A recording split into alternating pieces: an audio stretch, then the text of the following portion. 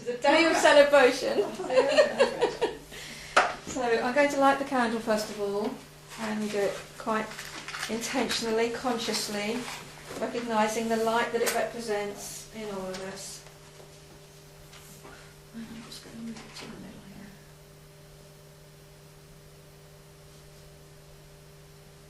And so we'll use that as a way of just getting centred and still and focused and present, giving thanks for being here today. And knowing that together we create a wonderful energy, a time, a sharing, a being, a presence together.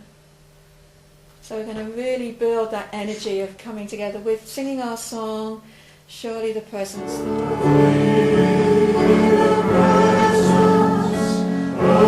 Lord is in this place. I feel His mighty power and His grace. There's a holy hush around us. I see glory on each face. Surely the presence of the Lord is in this place. I am now in the presence of pure being, immersed in the Holy Spirit of life, love and wisdom. I acknowledge Thy presence and Thy power, O blessed Spirit. In Thy divine wisdom, now erase my mortal limitations, and from Thy pure substance of love, bring into manifestation my world, according to Thy perfect law. And so let's take a moment to be still, to feel this, to experience the invoking of God's presence. Up within us, through us, into this room, and including those joining us online as well. Each of us present, one energy, one presence, one power. We breathe into this, we feel into this. We claim this as our truth. We are going to now continue with the daily word. Thank you, Paul. Okay, the affirmation for today, which we'll all repeat at the end, is the Christ Spirit is alive in me. As eternal beings, we know that death has no more reality for us than it did for Jesus. It is merely a doorway through which we pass to continue our spiritual journeys elsewhere in the allness that is God. In truth, we have all surrendered to crucifixion-like challenges. We have found ourselves lifted to a new and higher dimension of spiritual awareness and expression. Today we celebrate the great resurrection demonstration with which Jesus concluded his earthly ministry. In doing so, we honour our own resurrection experiences. We are grateful for each one, for they provide us with the opportunity to embrace new possibilities. The Christ Spirit is alive in me. The Christ Spirit is alive in me. The Christ Spirit is alive in you. And the Christ Spirit is alive in us.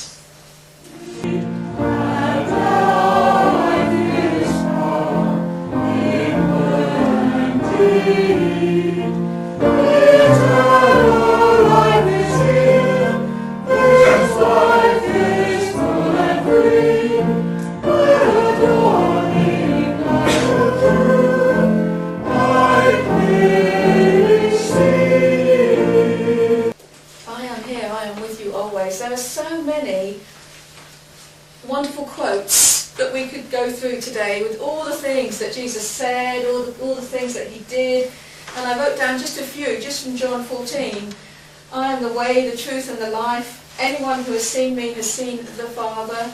I am in the Father is in me. And because I live, you also will live. And I could go on and on and on, so many quotes. we all know I am the way and the truth and the life, and in unity we take that as I am, not as Jesus was, but as I am the way, that Christ's presence in us. And one thing that struck me again when I was just starting this is that he talked about the Father. He never said my Father, it's the Father, it's our Father. And I think that's a really important point, because as far as we're concerned, Jesus was not the great exception. Jesus was the great example that we are here, all of us, to be as Jesus did. We have that same potential within all of us. We are all spiritual beings. And when I first came to Unity, and they said that, and it's like, yes, this is it, and the power is within us, and there's so many good things and wonderful things to celebrate. And we know that we're spiritual beings because we all have moments of just real enlightenment, insight that we get that we know didn't come from our mind. Sparks of intuition, or just a knowing that couldn't possibly just be Kimu's brain that came up with this, there's something more that we're part of. And that feeling of oneness and connection that we have sometimes in nature, when we're exercising, when we're in prayer and stillness, that feeling that we're part of something greater than we are. That feeling of being fully alive, of energized, that life buzzing and sizzling through us, and that real heart-centered calmness, joy and peace that resonates when we sit in that quiet time. So we know that we're spiritual beings, and yet we all have experiences of the opposite, and probably more frequently than the feelings that we have of joy and oneness and insight, when we feel angry and frustrated and isolated and cut off and in grief and fear, like the disciples were at the crucifixion when they fled and they couldn't understand what was going on. And yet, despite the humanness that we live and seem to see around us, we are spiritual beings. And you know what?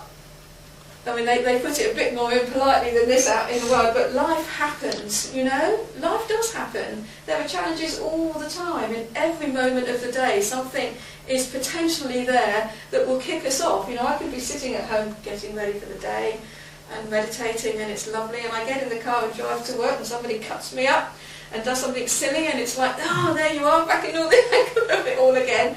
So, life does happen. And it always will. But one of the things I love about Unity is that we're praying, when we pray, not to stop the challenges happening, to live in a pretend world if you like, but to know when the challenges do happen, that we have it within us to move through them. And not just move through them, but be stronger, be more wise and loving, more connected, more open to ourselves and to each other. To know that we are more than the sum of our parts. So there's so many good messages that Unity comes up with. So even though he ended up on the cross, and it looks like it could be a doom and gloom story, and for a while it was for the disciples, who really did not understand what was going on, it didn't end up that way. We have the resurrection story. And for me, very much, that came about, the resurrection, because, he knew his oneness with his Father.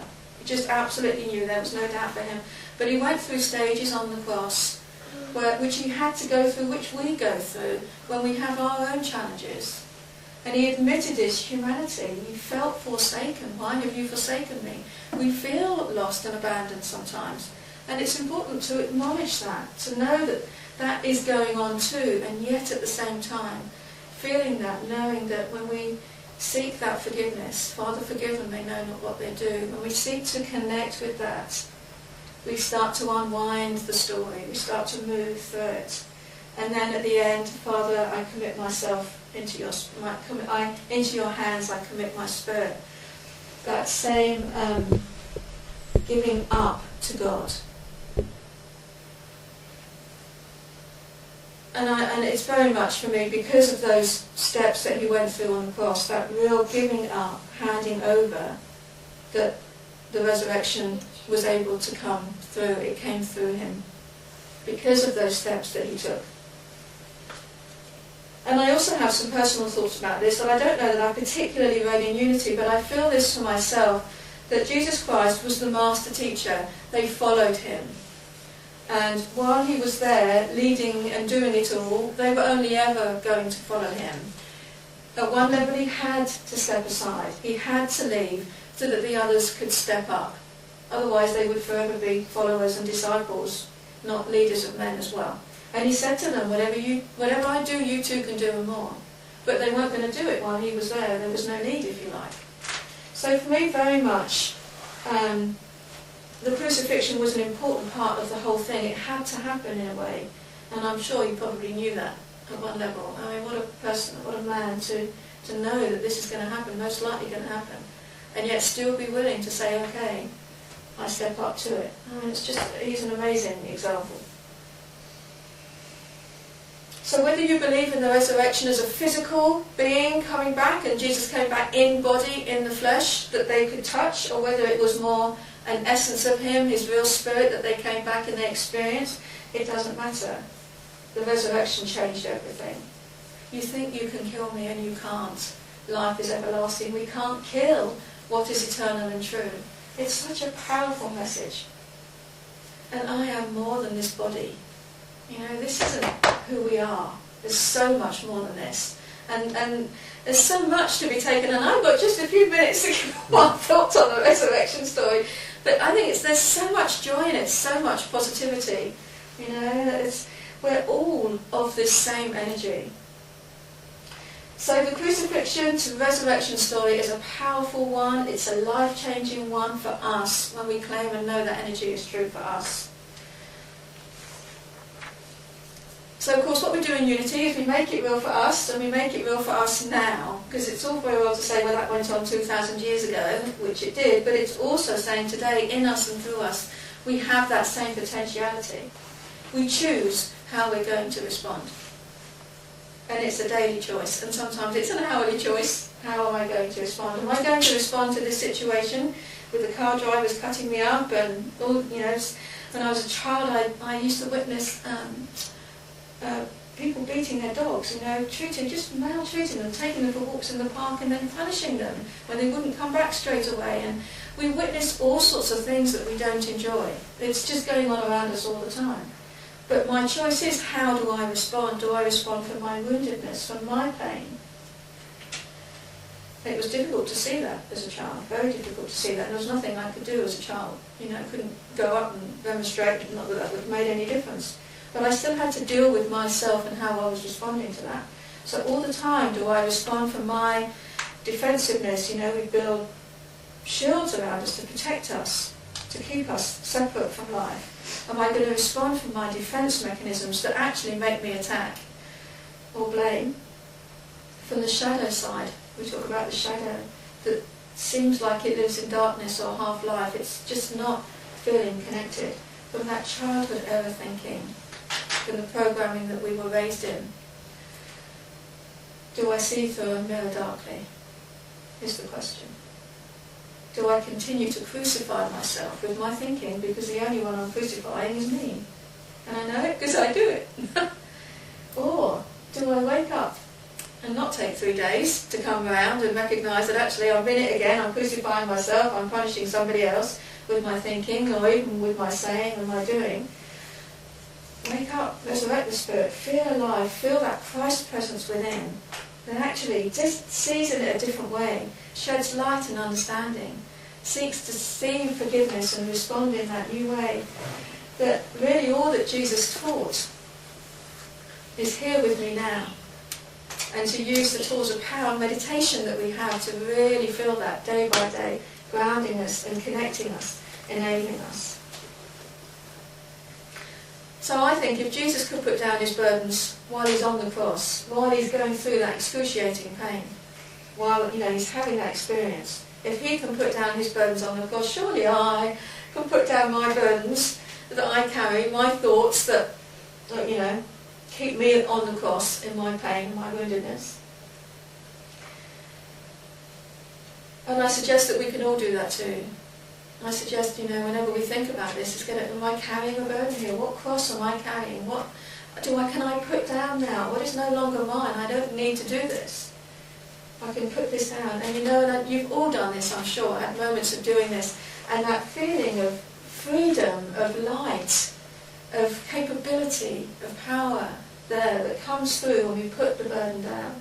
I've told the example before of Paul's driving and using the sat-nav, and I was getting really wound up because I thought we should have gone that way, and the sat-nav was saying go that way, and and focusing on we should, and Paul said, let it go. And it's like, yes, I can let that thought go. And we went a different way, but I slept, so it didn't matter. So there's so many simple instances, though it's just our thinking that keeps us stuck. It's just our thinking.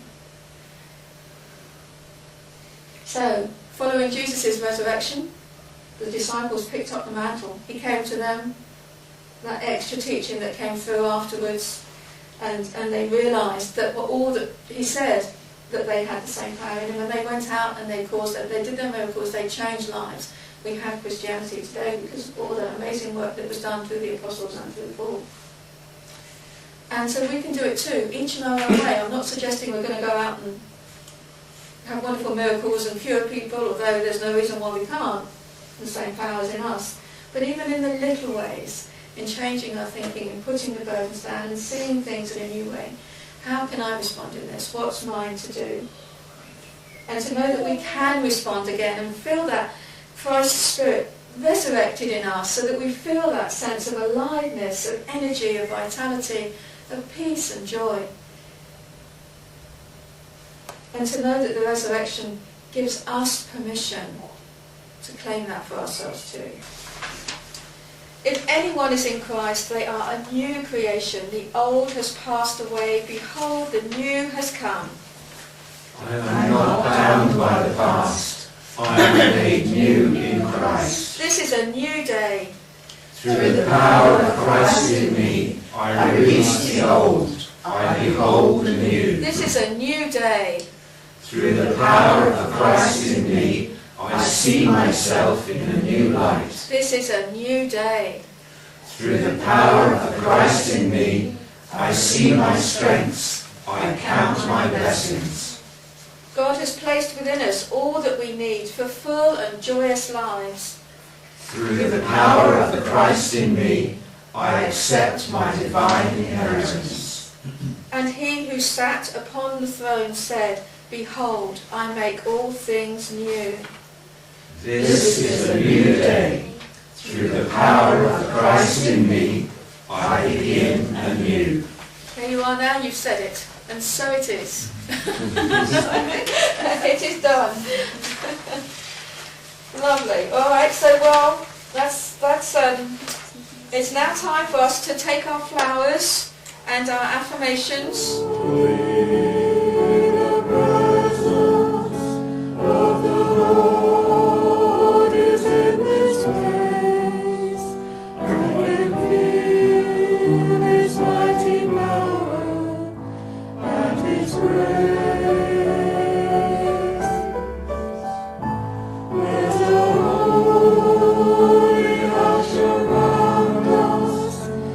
I see glory on each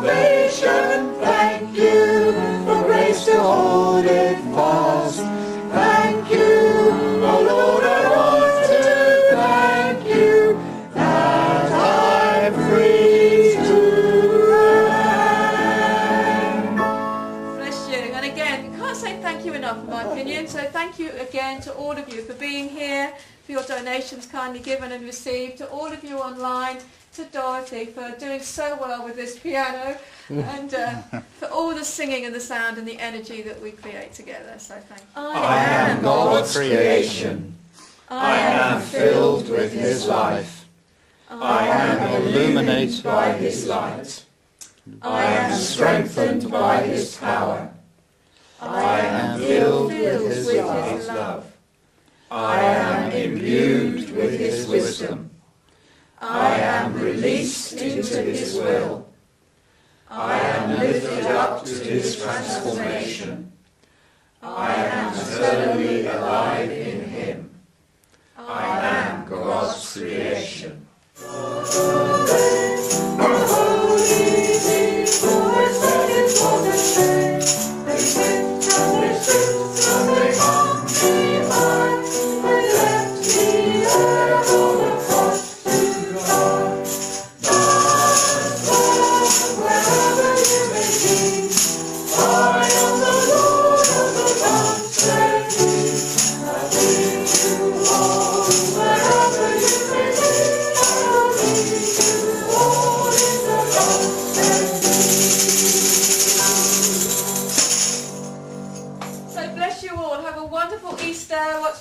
Of it. All of you online, thank you again. Happy Easter to all of you, and we look forward to sharing the next event with you all, however we do that, and we are going to close with singing our peace song together.